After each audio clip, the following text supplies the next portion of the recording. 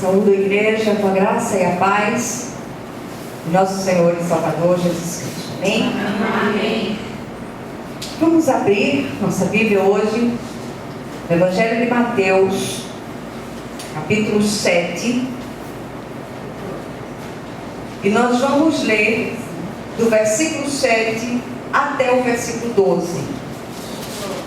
Mateus, capítulo 7, do versículo 7 até o versículo 12.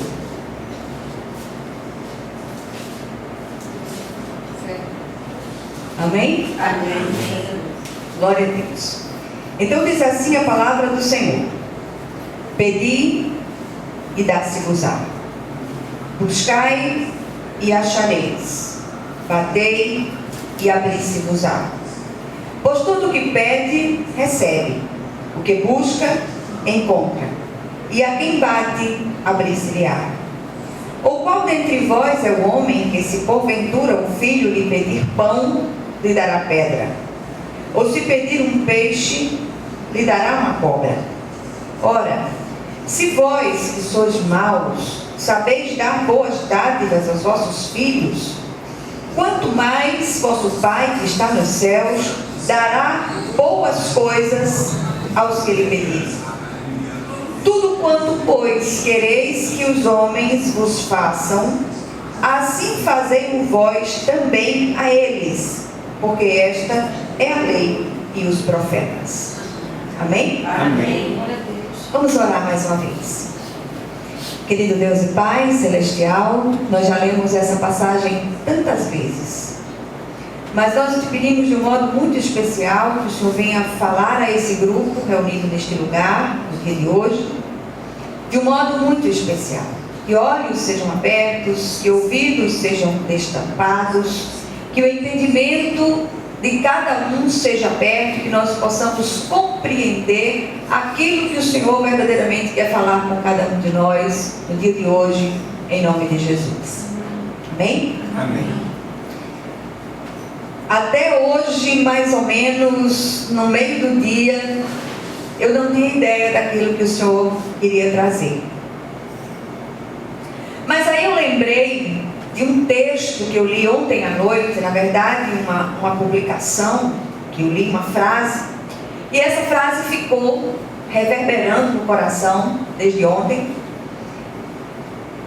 E eu abri a Bíblia naquele momento, aí veio esse texto que está no Sermão do Monte, no qual Jesus traz instruções específicas com relação à oração constante, a oração perseverante.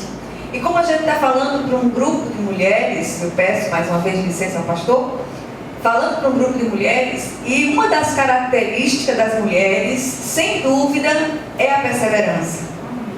Aquela coisa da gente não desistir, da gente vai, da gente olha, ninguém acredita mais, mas a gente está ali, principalmente quando a gente luta por filho, por marido, por causas que para nós são absolutamente impossíveis, mas a gente está ali na porta do Senhor, batendo, clamando, o Senhor vem, entra nessa situação, julga a minha causa.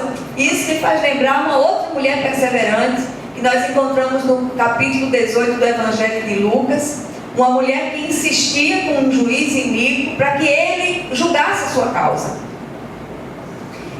E naqueles dias era comum que os juízes eles fossem, de certa maneira, comprados para que ele julgasse determinadas causas, e as mulheres elas não tinham voz, não tinham vez, e precisavam que alguém, um homem, pelejasse por elas, eles fossem pleitear a causa por elas. Mas aquela mulher é uma viúva, e ela vai àquele homem, e ela fica ali, ela insiste tanto, mas ela insiste tanto, que ele acaba julgando a causa dela por causa da importunação. E o Senhor diz: olha, se esse juiz iníquo, que não crê em Deus, nem respeita homem algum, ele julgou a causa dessa mulher, o Senhor não fará justiça aos seus que a Ele clamam de dia e de noite? Então, quando a gente começa a percorrer a palavra, A Bíblia responde a Bíblia explica a Bíblia, a gente vai seguindo nessa trilha, e você está no caminho certo. Continue clamando, continue buscando, continue pleiteando a sua causa, que o Senhor há de lhe dar vitória em nome de Jesus. Amém. Amém? Nós vivemos num tempo de imediatismos, de instantaneidade. Outro dia eu vi uma coisa surpreendente: purê de batata instantâneo. Vocês já viram isso? Bicho é em pó. Aí você bota lá alguma coisa e mexe, pronto, virou o purê. Eu fiquei muito impressionada com aquilo. Como assim?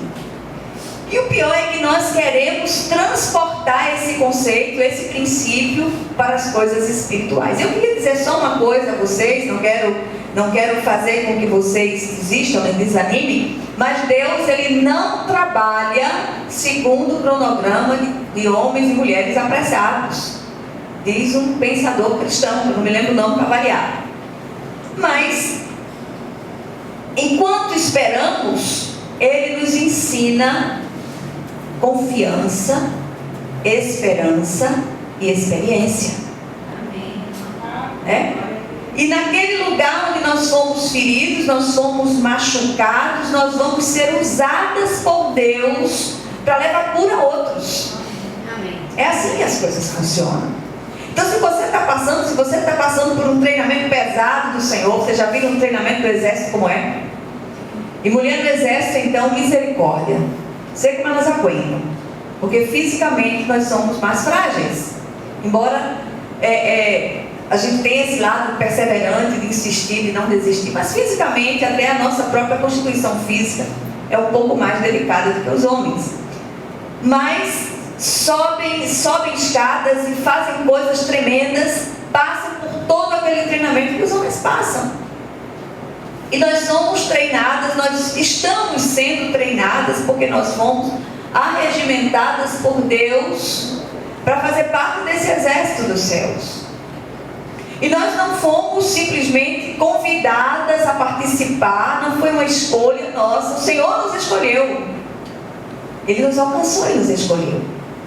Então nós fomos chamadas, arregimentadas e já fazemos parte desse exército. E esse treinamento só vai terminar quando nós fecharmos os olhos nessa terra.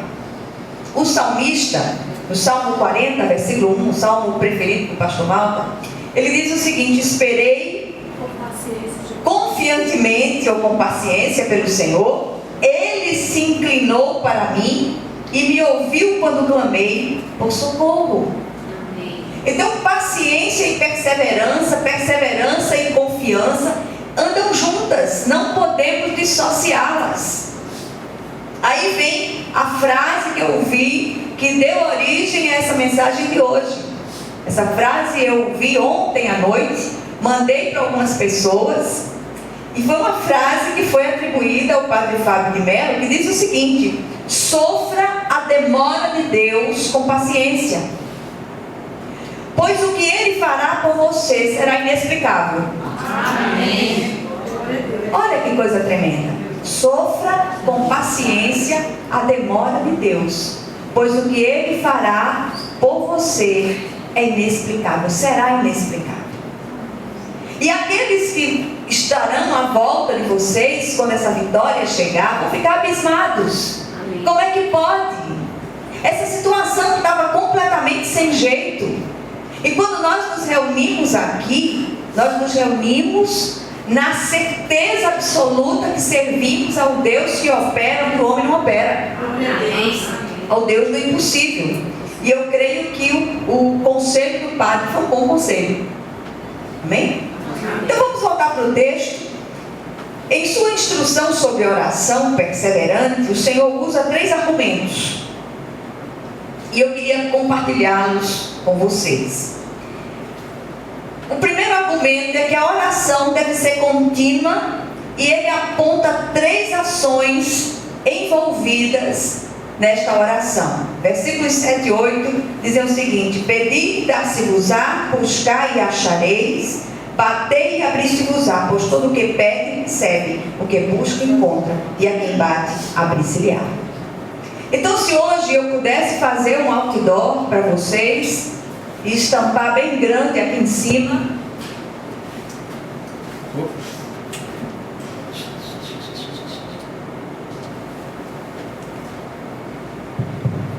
Se eu pudesse fazer um outdoor para vocês e estampar bem alto aqui na frente da igreja, certamente seria com essas 3 ações: pedir, buscar, bater. Então eu queria que hoje vocês saíssem daqui. Quando eu comecei a minha oração, eu dizia: olha, esse texto já foi lido tantas vezes, e nós propomos hoje uma releitura desse texto, mas com ênfase nessas 3 ações: pedir, buscar, bater. Se você puder escrevê-las no lugar onde você passe e veja, faça isso. Pedir, buscar, bater. Não desista até que a sua vitória chegue, em nome de Jesus. Amém? Pedir, bater, buscar. Quem pede, recebe. Quem busca, encontra. E a quem bate, se lhe abrirá. Em Mateus 21, 22, nos é dito que tudo que pedirem em oração, se crerem, vocês receberão. Mas tudo aquilo que tiver propósito de Deus para a sua vida. Amém? Amém. Então vamos continuar lendo. Tiago, ele diz no capítulo 1, no versículo 6: peça, porém, com fé, sem duvidar. Pois aquele que duvida é semelhante à onda do mar, levada e agitada pelo vento. E a gente tem insistido muito nesse lugar, com aquela postura dúbia, aquele homem de ânimo dobre. Aí eu digo que é a fé de Chicó. Eu creio ou não creio, eu creio ou não creio, ora creio ou não creio. Para com isso. Ou você crê ou você não crê.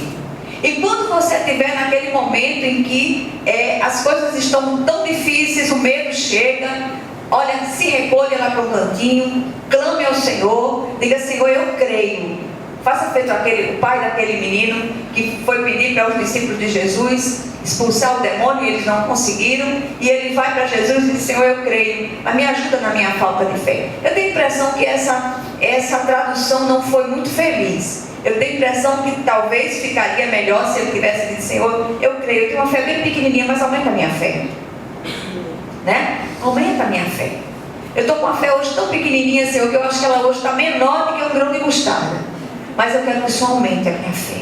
Eu não quero sair daqui envergonhando o teu Espírito, entristecendo o teu Espírito, envergonhando o teu Evangelho, nem depondo contra a tua palavra, mas eu quero que o Senhor aumente a minha fé. Andando um pouco mais, em 1 de João, recebemos um pouco mais de luz sobre este assunto. E ele diz assim: e recebemos dele tudo o que pedimos, porque obedecemos aos seus mandamentos e fazemos o que lhe agrada. Olha só, o Senhor começa a trazer luz à questão. Tudo o que pedimos, crendo que recebemos, será assim conosco. Mas é preciso que nós nos posicionemos diante do Senhor em obediência, agradando ao Senhor. Tem um rei na palavra, que era o rei Amazias, que o texto diz que ele fez o que era reto diante de Deus, porém não com inteireza de coração. O que é que está no seu coração? Quais as verdadeiras intenções do coração? A gente não pode esquecer que o Senhor é aquele que sonda mentes e corações. Por que eu estou pedindo isso? Por que eu estou querendo isso dessa forma, com tanto afã, com tanta avidez? Quais as verdadeiras intenções do coração? Então diga ao Senhor: Pai, sonda meu coração. Se há em mim caminhos maus, desejos maus, acúmulo de maldade com relação a esse pedido que eu estou te fazendo, tira de mim, Senhor. Faz uma grande limpeza no meu coração, faz uma mudança tremenda no meu coração, para que eu possa me inclinar diante de Ti e agradar o Teu coração, em nome de Jesus. Aí, andando um pouquinho mais, nós chegamos na carta de Paulo aos Romanos, capítulo 12, versículos 1 e 2, onde ele nos leva a prestar um culto racional, oferecer ofereçamos ao Senhor o nosso corpo como sacrifício vivo, santo e agradável a Deus, que é o nosso culto racional. E ele diz que quando nós fazemos assim, nós experimentaremos qual seja a boa, agradável e perfeita vontade de Deus. Então não é só a gente chegar, catar, pescar um versículo e dizer que não, isso aqui vai ser o meu mote. Não, percorra a palavra e veja aquilo que o Senhor deseja ministrar ao seu coração. O profeta Jeremias, na carta aos cativos em Babilônia, o Senhor usa os lábios do profeta e diz o seguinte: buscar-me-eis e me achareis quando me buscardes de todo o vosso coração. Serei achado de vós, diz o Senhor, e farei mudar a vossa sorte. Amém. Amém? Busque apaixonadamente o Senhor. Grude no Senhor, diga: Deus, olha, eu preciso de Ti, Senhor. Minha alma anseia por Ti, como aquela corça sedenta anseia pelas correntes das águas. Aqui a gente vê que ao pedir, buscar e bater, devemos fazer com fé obediente e um coração íntegro, um coração no altar. Muitas vezes nós vamos à presença do Senhor com o coração dividido e o Senhor não se agrada. Amém? A segunda coisa que o segundo argumento que o Senhor traz para nós encontramos dos versículos 9 a 11, o Senhor estabelece um comparativo entre nós e Ele. E Ele diz: se nós que somos maus, sabemos dar boas dádivas aos nossos filhos, Deus, que é a própria bondade, não dará boas dádivas aos que lhe pedirem? A maioria aqui reunida é mãe, né? É mãe, é avó, e eu tenho certeza, se o seu filho pedir uma coisa boa, você não vai dar uma coisa ruim, você vai dar uma coisa boa, não é? Então por que você acha que Deus fará diferente? Continue clamando, continue pedindo, continue dizendo: Senhor, eu quero clamar ao Senhor por essa situação. Eu não sei às vezes nem como pedir, muitas vezes nós não sabemos nem como pedir, mas o Senhor é aquele que entende profundamente aquilo que vai no nosso coração. Será que pedimos de fato coisas boas? E boas para quem? Aí a gente recorre mais uma vez a Tiago, no capítulo 4, versículo 3, ele diz: pedis e não recebeis, porque pedis mal, para o gastardes em vossos deleites. Numa outra versão diz: para gastar nos prazeres que militam na sua carne. Então aquilo que eu quero, aquilo que eu desejo, aquilo que eu anseio, vai ser bom para quem? O grande problema é que quando a gente está com uma grande dificuldade, uma grande demanda diante de Deus, a gente quer sair daquela situação. Mas é bom perguntar: Senhor, qual o teu propósito para isso? Me ajuda, Senhor, me ajuda a compreender, me ajuda a discernir aquilo que tu tens nessa situação. E faz segundo a tua vontade soberana, em nome de Jesus. Um pedido egoísta não obterá a resposta de Deus. Aí nós chegamos ao terceiro argumento do Senhor na questão, que é o versículo 12. O Senhor entrega a chave para a nossa vitória em relação às orações feitas. E Ele diz: olha, tudo quanto, pois, quereis que os homens vos façam, assim fazei vós também a eles, porque esta é a lei e os profetas. É a síntese de tudo.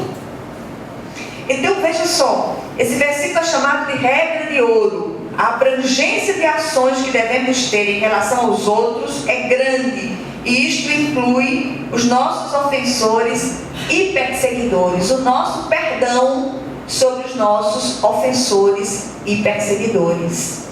E é uma prática que a gente vê pouco na igreja, no meio do povo de Deus.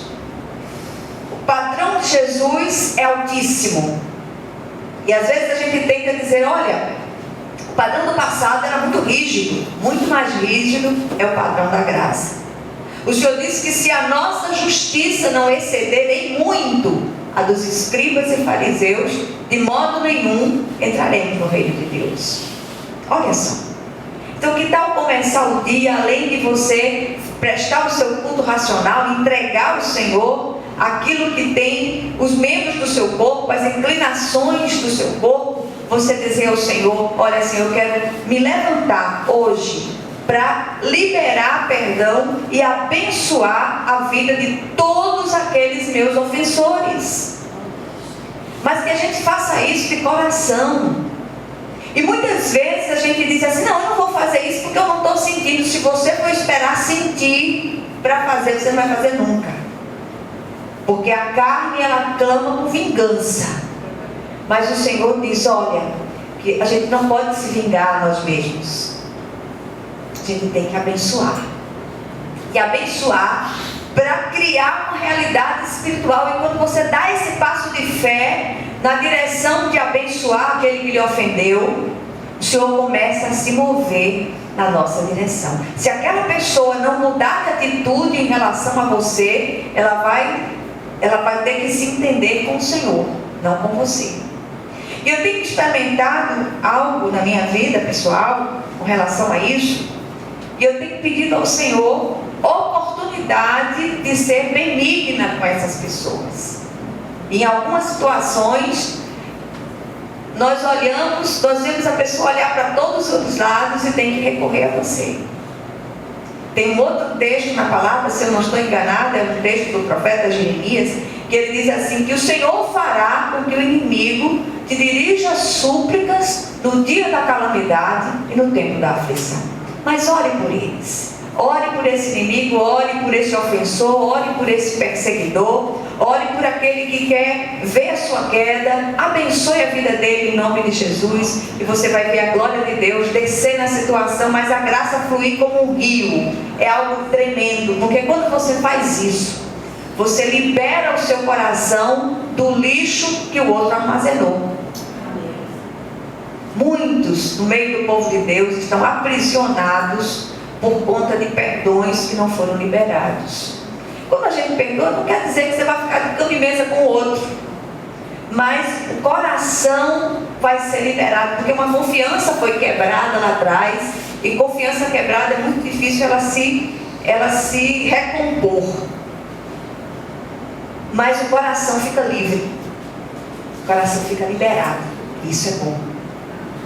Então, queridos, queridas, o que nós aprendemos com esse pequeno texto? Primeiro, sejamos insistentes em nossas orações, peçamos, busquemos, batamos, sem esmorecer ou desistir. E não nos esqueçamos, Deus não trabalha de acordo com os nossos cronogramas apressados. Tenha paciência, porque a vitória está chegando em nome de Jesus.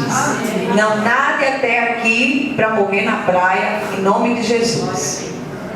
Segundo lugar, não duvidemos das possibilidades que vêm das mãos do Senhor. Das mãos dele vêm todas as possibilidades, toda boa dádiva e todo dom perfeito desce do alto, do Pai das luzes. Amém? Contudo, chequemos a razão do nosso pedido e peçamos, busquemos e batamos, sempre sem esquecer que ao final dos nossos rogos devemos dizer: contudo, faça-se a tua vontade, não a minha.